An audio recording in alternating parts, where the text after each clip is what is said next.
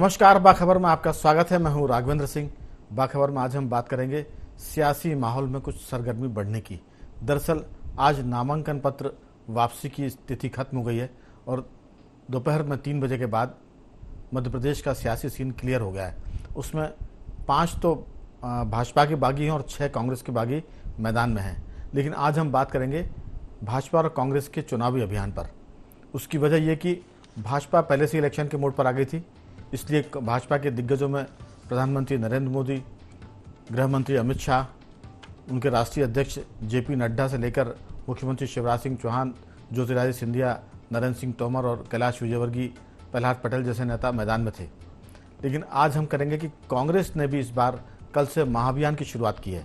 उसकी वजह यह कि कांग्रेस भाजपा की तुलना में प्रचार में थोड़ा सा पिछड़ती हुई दिखती है, लेकिन कल से शायद वो आगे बढ़ने की कोशिश कर रही है। आज इसलिए इस पर बात करें क्योंकि मध्य प्रदेश में कांग्रेस के राष्ट्रीय अध्यक्ष खड़गे जी, राहुल गांधी, प्रियंका गांधी ये सभाएं करना शुरू करेंगी।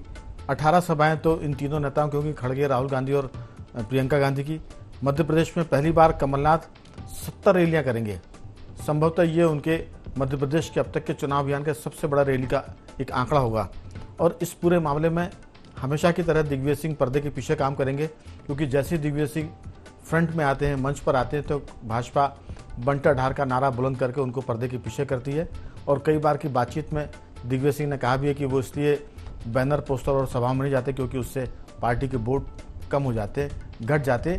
ये बात कोई और नहीं कहता, बल्कि कांग्रेस के भी कई नेता उनसे कह चुके हैं। तो दिग्विजय सिंह पर्दे के पीछे रहेंगे और मध्य प्रदेश में भाजपा के मुकाबले कांग्रेस का महाअभियान शुरू हो रहा है। इसी पर हम विस्तार से बात करेंगे।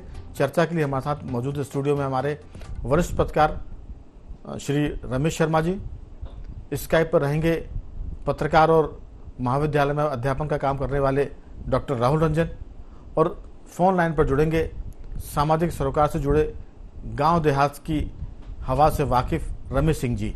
आप सभी का बहुत बहुत स्वागत है। डॉक्टर राहुल, मेरी आवाज सुन पा रहे हैं? राहुल जी, मेरी आवाज सुन पा रहे हैं? जी जी बिल्कुल आवाज आ रही है। दरअसल ये जो सारा मामला है चुनाव का, चर्चा की शुरुआत में आपसे इसलिए करना चाहता हूं कि आप नौजवानों के भी संपर्क में बहुत रहते हैं और कोशिश करते हैं कि जो नब्ज वो आपके पकड़ में आ जाए। बाकी तो मैं रमेश शर्मा जी और रमेश सिंह जी से पूछूंगा, लेकिन क्या लगता है कि कांग्रेस का जो महाअभियान है, जिसमें मल्लिकार्जुन खड़गे, राहुल गांधी, प्रियंका गांधी, क्या बहुत असर डाल पाएंगे भाजपा के दिग्गजों के मुकाबले? चुनावी अभियान की बात कर रहे हैं, मतदान किसके पक्ष में जाएगा, किसके पक्ष में कम जाएगा, ये तो वोट प्रतिशत तय करेगा। और अभी तो चुनाव में बहुत उतार चढ़ाव आने बाकी है। इस बार वैसे भी चुनावी मुकाबला बहुत कड़ा होने वाला है। जिसे कहते हैं 2018 की तुलना में इस बार स्थितियां और विकट हैं। जितने भी राजनीति के जानकार है, विशेषज्ञ है, वो शीर्षासन कर रहे हैं ये पता करने के लिए कि इस बार कौन आगे रहेगा, कौन पीछे रहेगा। और ज्योतिषी भी इसमें लगे हुए हैं कि किसका गणित कम है और किसका ज्यादा है। आपकी राय, इस महाअभियान में आप किसको बेहतर देखते हैं और किसको थोड़ा सा कमजोर पाते हैं?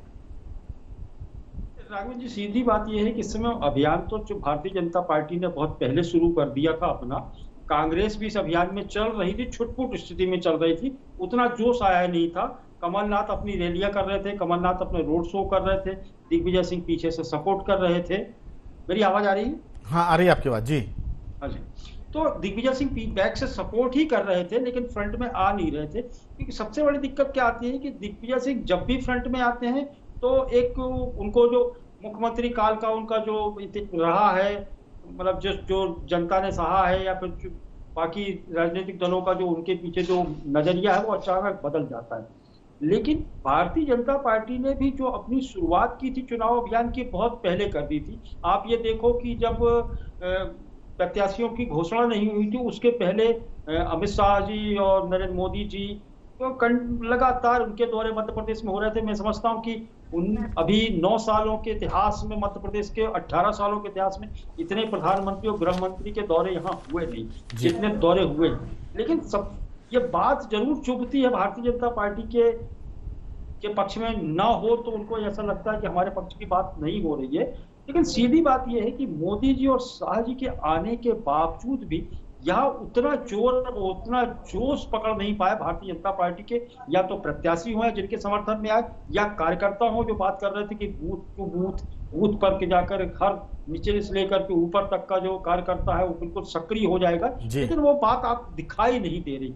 दूसरी बात जो अब आप युवाओं की कह रहे हो, जी तो क्या होता है राजनीति में, एक लंबे समय तक आप किसी को सुन लो तो उसका चेहरा सामने आ जाता है। मोदी और शाह, ये दो चेहरे ऐसे थे जिनको लोगों ने सुन लिया था, लेकिन बात होती है अब भरोसे की। और नया करेक्टर जो है प्रियंका गांधी और राहुल गांधी, एक नया करेक्टर है। राजनीति में बहुत लंबे समय से राजनीति कर रहे हैं, लेकिन इतनी मुखरता के साथ में राजनीति इनको देखने को नहीं मिली। आज स्थिति ये हो रही है कि राहुल गांधी की जो सभाओं में भीड़ हो रही है, जिस तरीके से प्रियंका गांधी को जो टूट फूट हिंदी या टूट फूट अंग्रेजी जो बोली जा रही, उसमें भी लोग सुनने के लिए जो इकट्ठे हो रहे हैं, वो एक अलग कलेवर पैदा हो रहा है यूथ के बीच में। तो आप इसको कहें कि प्रियंका गांधी, राहुल गांधी, खड़गे जी को नहीं बोलता मैं कि खड़गे जी जी को भी सुना है, खड़गे जी इतना प्रभावशाली भाषण नहीं देते कि यूथ या महिला या फिर किसान ये तमाम लोग जुट जाए, लेकिन राहुल गांधी और प्रियंका को तो इस समय एक जादुई मान सकते हैं आप, ये करिश्माई हो सकता है या कुछ भी परिवर्तन ये कर सकते हैं, ऐसी स्थिति में तो है। क्योंकि युवा जो है, युवा देख रहा है प्रियंका गांधी को, राहुल गांधी को। युवा राहुल गांधी नहीं है, लेकिन राजनीति में तो 40 के बाद ही युवा होता है व्यक्ति। तो राहुल गांधी अब युवा स्थिति में आए।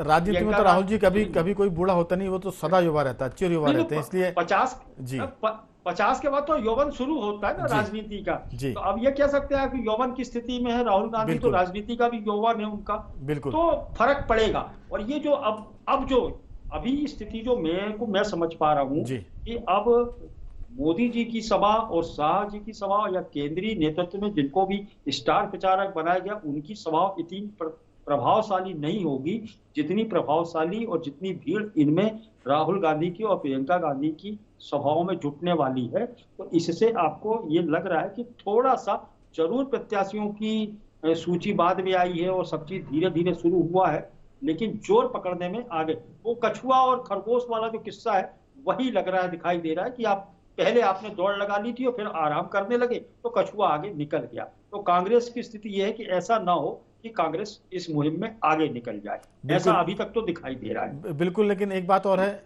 जो राजनीति के जानकार हैं, कई बार ये होता है कि पिछले, अगर हम इतिहास की बात करें तो 40 साल तक लोग अटल बिहारी वाजपेयी और दीनदयाल उपाध्याय जी और बहुत सारे भाजपा के नेता विजयराजे सिंधिया जी को सुनने बहुत आते थे।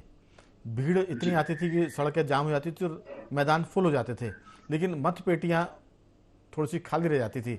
तो भीड़ सुनने वाली है, वो श्रोता है कि वोटर ये तो मत पेटियां तय करेंगी, ईवीएम मशीन तय करेगी। लेकिन इसमें कोई शक नहीं कि आपने कहा कि भाजपा का अभियान पहले था और हमने भी शुरुआत में कहा था कि कांग्रेस का बाद में शुरू हो रहा, लेकिन बीजेपी तो हमेशा एक चुनाव के बाद दूसरे चुनाव पर आ जाती, इलेक्शन मोड पर रहती है हमेशा। मैं लौटूंगा आपके पास, लेकिन जहां तक मोदी शाह के दौरों की बात है, और मैं रमेश जी से भी पूछूंगा सबसे आखिरी में कि आखिर क्या मध्य प्रदेश में मोदी शाह का जो गणित था, जो उनकी रणनीति थी, वो थोड़ी सी बीच में उन्होंने बदली है।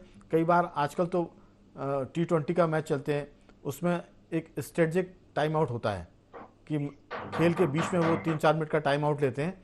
तो क्या ये मोदी की जो रणनीति थी, अमित शाह की रणनीति थी, उन्होंने स्ट्रेटेजिक टाइम आउट लिया? पहले उन्होंने कहा था कि वो युवाओं को आगे लाएंगे, जब टिकट बटे तो वो सीन थोड़ा सा बदला, युवाओं के बदले पुराने चेहरों पर दाव लगाया। उसमें 80-82 साल से लेकर 70, 75, 60 सब उम्र के लोग उसमें आ गए थे। लेकिन पहले बातचीत थोड़ी सी अलग थी, नए चेहरों की बात हो रही थी। तो इस पर फिर मैं रमेश जी से पूछूंगा, लेकिन रमेश सिंह जी मेरी आवाज़ सुन रहे हैं आप?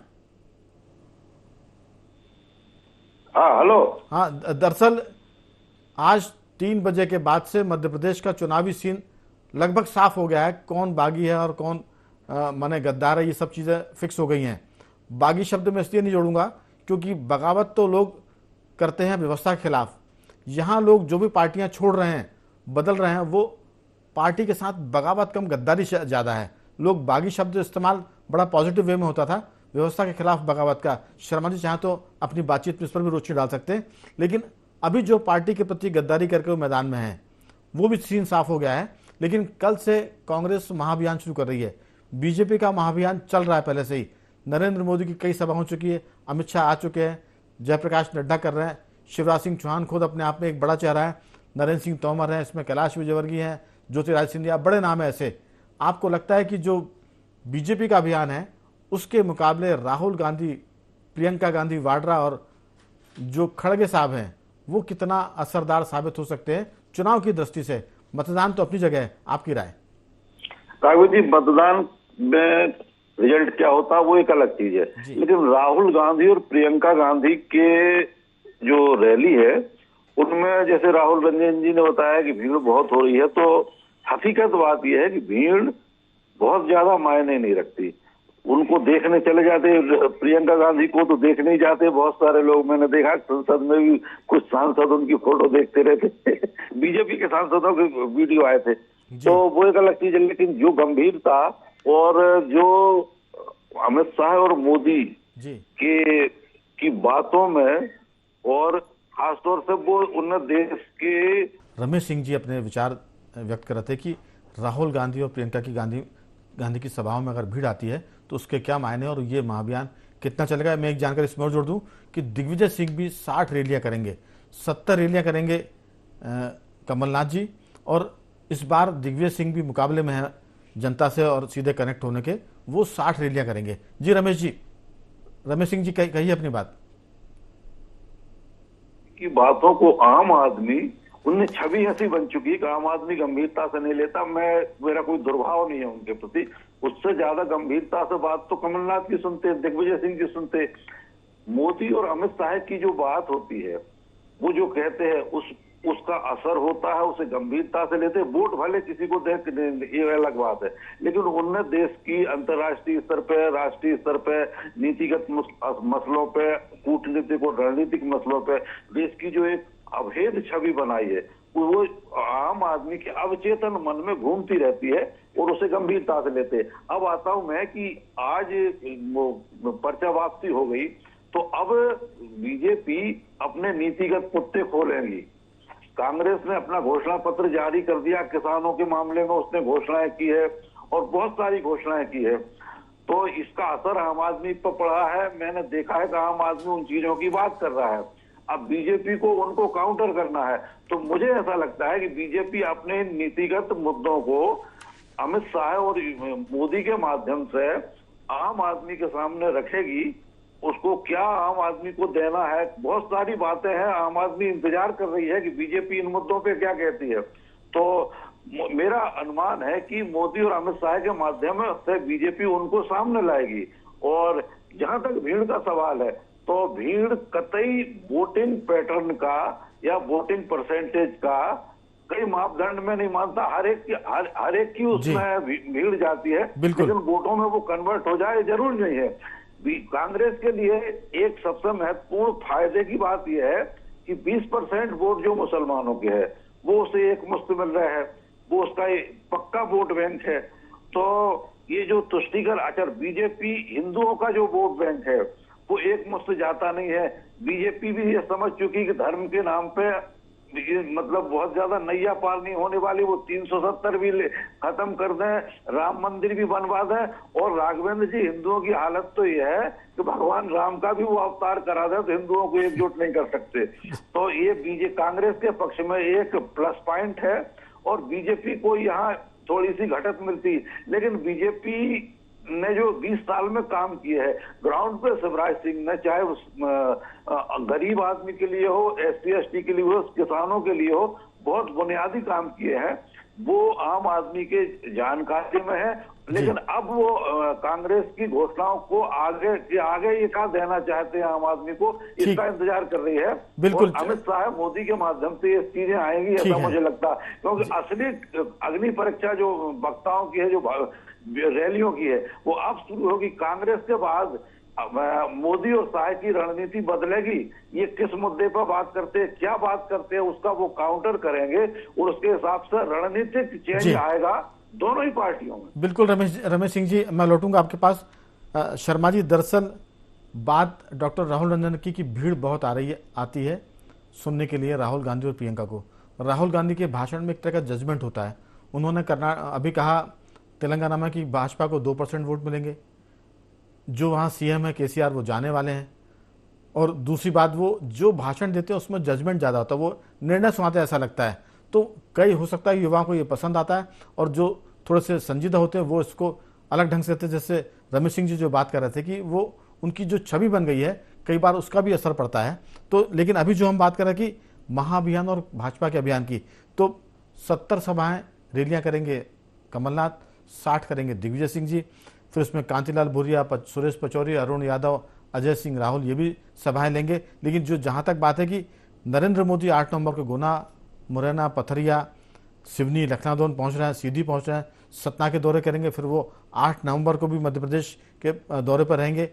14 नवंबर को वो इंदौर पहुंच रहे हैं, झाबुआ, फिर 15 नवंबर को बैतूल तरफ जाने वाले हैं। तो ये बहुत सारी चीज़ें जो अमित शाह, मोदी जब फोकस करेंगे मध्य प्रदेश पर, हमें लगता है कि अभी 4-5 दिन बाद पूरे मध्य प्रदेश का जो राजनीतिक माहौल है वो गर्माहट भरा होगा, क्योंकि अब शुरू होंगे, तीर चलेंगे, निशाने पर जाते हैं कि वो, क्योंकि भाषा का भी जरूर देखना पड़ेगा। बीच में ये आ गया था कि शिवराज जी ने कहा था कि ये तो शोले फिल्म का एक डायलॉग उन्होंने मारा था कि जय और वीरू हैं, हो सकता है कि अब इनके बारे में कोई और नाम लेके बीजेपी कांग्रेस आ जाए। तो आपकी राय, आप पूरे सीन को किस ढंग से देखते हैं? देखिए, मोटे तौर पर राघवेंद्र जी, इस बार का चुनाव बहुत कांटे का चुनाव है जी। अब तक चुनाव हमने एक एक सीट का चुनाव देखा था, इस बार एक एक वोट का चुनाव होगा। और इस चुनाव में एक बात जो मुझे लग रहा है कि रणनीति के बजाय कूटनीति का काम इसमें ज्यादा हो रहा है दोनों पार्टियों की तरफ से। एक और बात ये, मैं इस बात से सहमत हूं कि भीड़ जो है अब वोट पर बहुत प्रभाव नहीं डालेगी।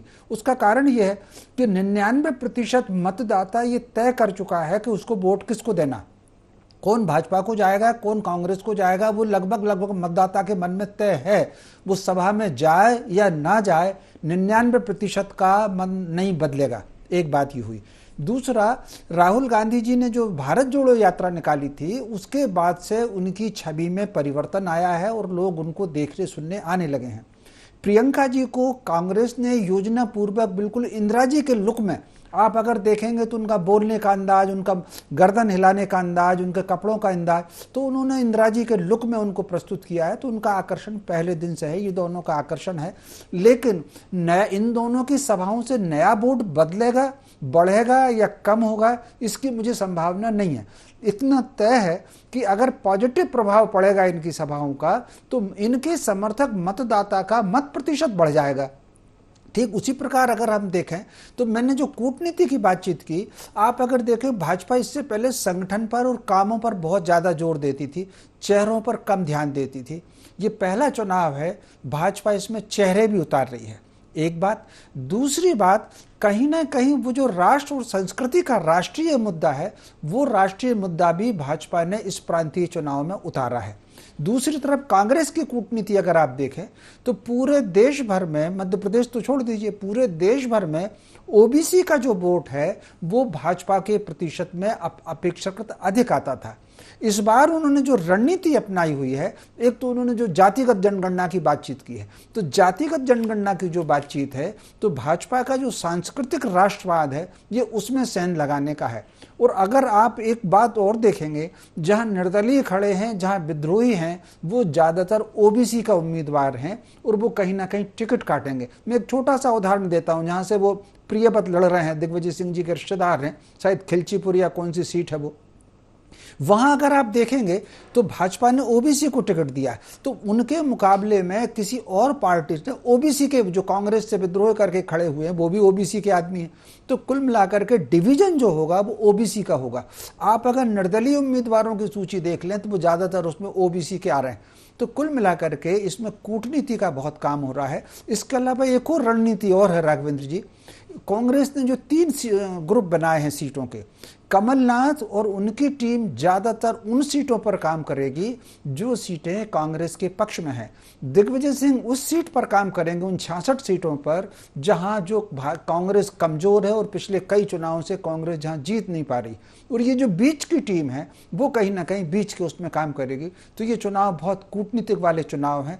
लेकिन ये जो वातावरण है, एक बात और कहना चाहूंगा राघवेंद्र जी, इस चुनाव में महिलाओं की भूमिका और युवाओं की भूमिका अपेक्षाकृत अधिक होगी।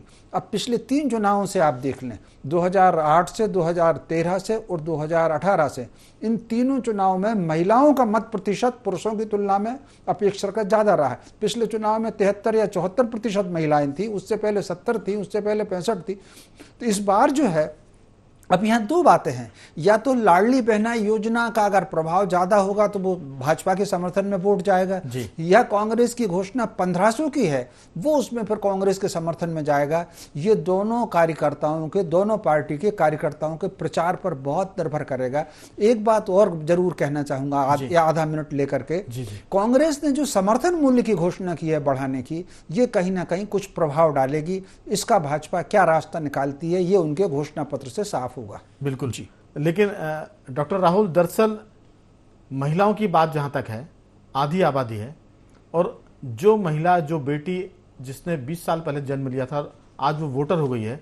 20 साल पहले शिवराज सिंह ने लाडली बेटी के नाम से लाडली लक्ष्मी जो योजना शुरू की थी, वो जिनके खाते में 1 लाख रुपए जमा किए थे, अब वो 18 साल की वोटर हो गई है। उसके बाद वो महिलाएं जो अभी तक सिर्फ शिवराज जी को भैया बोलती थी, अब वो उनकी ऐसी लाडली बहना हो गई है जिनके खाते में 1200 रुपए जा रहे हैं। तो लाडली लक्ष्मी और लाडली बहना, इसके बाद भाजपा का राष्ट्रवाद, फिर सांस्कृतिक राष्ट्रवाद, फिर राम मंदिर, फिर 370 और फिर हिंदू मुसलमान, ये सारे मुद्दे अभी मुझे लगता है कि 1 हफ्ते 10 दिन के भीतर राजनीतिक मंच पर हमको दिखेंगे, बिखरते हुए सड़कों पर चर्चाओं का मुद्दा बनेंगे। आपकी बहुत संक्षेप में राय कि सभाएं अपनी जगह है, मुद्दे किस तरफ जाने वाले हैं? क्या बहनों के लिए 1250 रुपये असर करेंगे? क्या लाडली लक्ष्मी के लिए जो 18 वर्ष पहले जो पैदा हुई थी, जिसको शिवराज सिंह चौहान ने अपनी बेटी मान के उनके खाते में 1 लाख रुपए जमा कराए थे और वो उसको लखपति बना रहे थे, तो वो सब चीजें भी क्या असर करेंगी? क्योंकि रमेश जी ने कहा कि प्रियंका गांधी इंदिरा जी की भूमिका में है, उनकी तरह वो बात करती है, उनकी तरह उनके रंग ढंग, नाक नक्श, चेहरे की बात भी होती है। राहुल गांधी जजमेंट दे रहे हैं और ओबीसी का बंटवारे की बात भी हो रही है। रमेश सिंह जी ने कहा कि एक मुश्त वोट पड़ेंगे अल्पसंख्यकों के, मुसलमानों के, कांग्रेस के पक्ष में। आपकी राय बहुत संक्षेप में। जी, 2 चीजें हैं। एक तो मतदाता अवसरवाद हो चुका है, मतलब बिल्कुल इतना अवसर की तलाश कर रहा है। तो मतदाता को पहले ऐसा होता था कि मतदाता के आप मन को भाप लेते थे, ये हमारा ही वोट है, हमको ही जाएगा। लेकिन अब स्थिति नहीं है, एक ही परिवार में 4-4 वोट है और सब अलग अलग जा रहे हैं। तो वोट कहाँ गिरेगा ये किसी को भी नहीं पता है, युवा भी समझ रहे हैं, महिलाएं भी समझ रही हैं, तो फिर सरकार की जो पॉलिसी होती है उसका कोई मतलब ही नहीं रहेगा।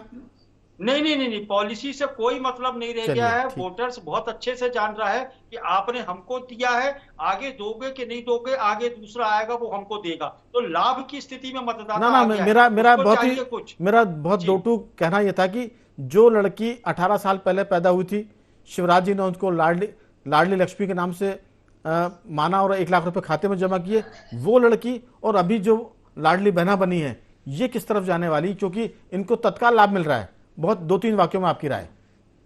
नहीं राघवेंद्र जी, अब ये लाभ, इस लाभ को छोड़ करके अगले लाभ की चिंता कर रहे हैं। ये लोग वफादार किसी के भी नहीं होते मतदाता, और जिस समय जो माहौल चल रहा है राजनीति का, उसमें किसी पे वफादारी का ठप्पा आप लगा भी नहीं सकते कि ये भारतीय जनता पार्टी का, ये कांग्रेस का है। इसलिए इस चीज को आप छोड़ दीजिए, ये कहीं असर नहीं डालने वाला। ये कहाँ जाएंगे? मैं ठप्पे की बात नहीं कर रहा हूं, मैं तो कह रहा हूं कि गारंटी नहीं। मैंने कहा सरकार की पॉलिसी और उससे लाभ।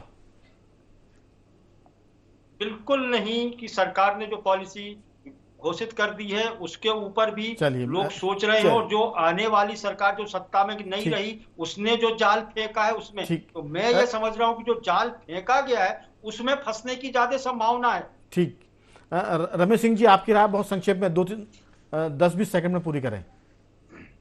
लाडली बहना योजना की जो हितग्राही हैं उनका रुझान बीजेपी की तरफ स्पष्ट है, क्योंकि उनको मिल रहा है, कांग्रेस ने सिर्फ घोषणा की है। दूसरी बात, जो समर्थन मूल्य किसानों के लिए कमलनाथ ने घोषित किया है, बीजेपी का दारोमदार इस पे है कि वो इसका जवाब क्या देते हैं। और मुझे उम्मीद है, 100% उम्मीद है कि बीजेपी इसमें कांग्रेस को मात देगी, और इस वक्त किसान इसी इंतजार में है कि बीजेपी क्या करती है। चलिए, उम्मीद पर तो दुनिया कायम है। रमेश जी आपकी बहुत संक्षेप में रहा, समय खत्म हो चला है। राघवन जी, अभी कुछ कहा नहीं जा सकता मतदाता किधर जाएगा। 2-4 दिन बाद और देखते हैं कि ये जो विद्रोहियों की स्थिति है, कुछ ने तो नाम वापस ले लिए हैं, फिर भी 58-60 सीटें ऐसी हैं जहां विद्रोही हैं, इनके रुख को देख करके कुछ स्पष्ट हो सकेगा। बिल्कुल, अभी तो तेल और तेल की धार देखनी पड़ेगी। चुनाव एक तरह से शुरू हुआ है कल से, इस पूरे मामले में हफ्ते भर बाद सीन क्लियर होगा और लोग अनुमान लगा सकेंगे कि ऊंट किस करवट बैठने जा रहा है। तीनों मेहमानों का मैं धन्यवाद करूंगा। रमेश सिंह जी आपका साधुवाद, डॉक्टर राहुल आपका बहुत धन्यवाद, शर्मा जी आपका बहुत बहुत धन्यवाद कि आपने चर्चा में हिस्सा लिया। तो बखबर में सिर्फ इतना ही। बंदे रहिए हमारे साथ और देखते रहिए IND 24।